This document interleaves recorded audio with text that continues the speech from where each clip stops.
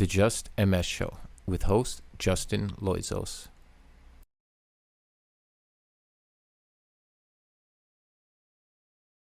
Hey, thanks for tuning in. So, in 2 days, I'm going to be starting a rehabilitation program designed specifically for MS patients. And it's in a facility that's designed for individuals who are suffering from neurological issues.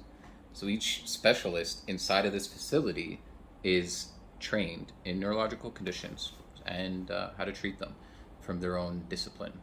I'll have the pleasure of seeing a occupational therapist, not a speech pathologist this time. I have a couple of the previous trips that I took to this facility, but not this time. Also, this 8-week program is now a 6-week program, so it's condensed slightly due to the fact that over the crisis that we went through over the last couple of years, there's been a backlog, so they're just trying to make sure everybody can get a chance to get in there. Okay, so we have occupational therapist, social worker, and physiotherapist.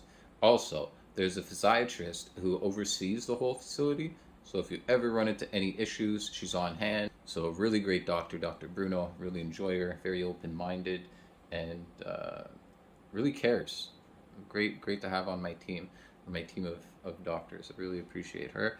Really love this facility and the program. Okay, they do have pools there as well. I don't think I'll be doing anything like that, and I've never done that in the past, mainly due to my bladder issues. Now that my bladder is a bit better, I would consider it potentially, but I doubt it's on the table.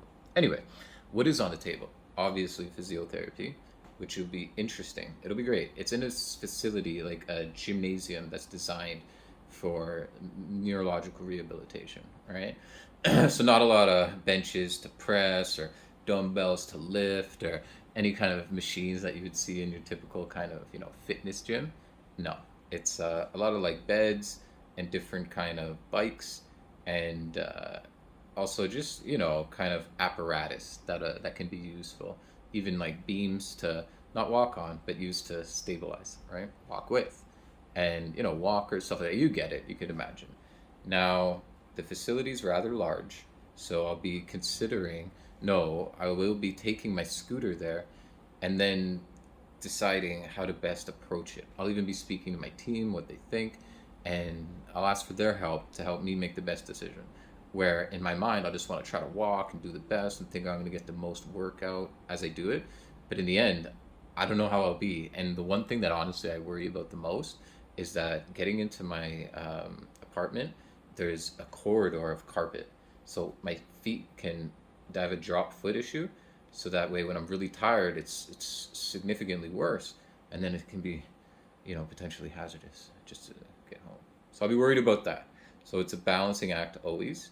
And it feels like I'm on a tightrope at times. It keeps it interesting. And often I kind of maybe don't take the adequate steps to make sure that I do balance properly. And maybe it's because I like the rush, the thrill. I'll take these extra chances and sometimes I fall.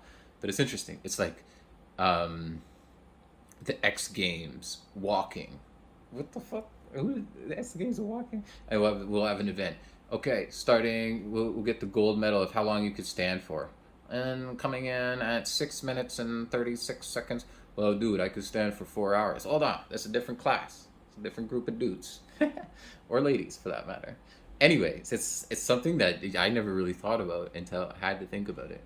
How long can I stand for? If you stand for more than 4 minutes, you're allowed to leave the hospital. I had this incident. So now, even this morning, I did just beyond 4 minutes. So that's something I'm always working on. And I try, not every day, but often. I should do it more often. But I do work out very consistently.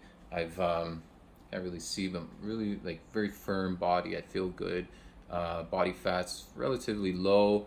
I think I gained a bit while I was in the hospital for a month there in November. And I was just like eating everything, including feeling like dumping the vending machine into my mouth almost. It was a good time for that. Anyway, okay, so where does that leave me? It leaves me excited. I'm looking forward to taking part on this rehabilitation program, continuing what I've been doing to rehabilitate my lower back, doing a lot of lower back workouts. And then, I do my usual squats, leg lifts, my lifting my cans. I just lift cans, and then I have these elastics, like your rehabilitation elastics. I forget what they're called, but they're resistance bands, right? So I do that for my chest. My chest is nice and hard. I feel good, and I'm not like trying to like enter some sort of bodybuilding competition or strongman or anything. No, I'm just trying to keep up with my health, and nor do I think that I'm gonna cure myself from working out. Some people do. They figure, oh, I've been working and I've lifted this and now I haven't had an attack. Nah, dude, you didn't have an attack because your MS is just chilling. Or maybe your meds are working, or there's all these factors that converge, and you gotta, sort of decide. And if you feel that your bench lifting or whatever it is what's keeping your disease at bay, then don't stop, right? Who knows? Maybe it is. Or maybe your mind. Or maybe. A lot of maybes. I like to keep an open mind. I don't want to ever tell anybody they're wrong. And I love to see MS patients, like, I love it when an MS patient's like, oh, you see a post, I don't know anyone, but they hiked Everest or something like that, or went on a quest of some sort. And really, I like to see it, because I do know that regardless of, if you are diagnosed with MS, life is hard. Significantly harder than it was before. I have to imagine, right?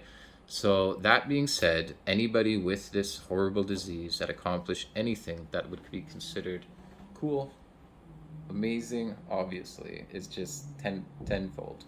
Super cool. Okay, so I think that's it.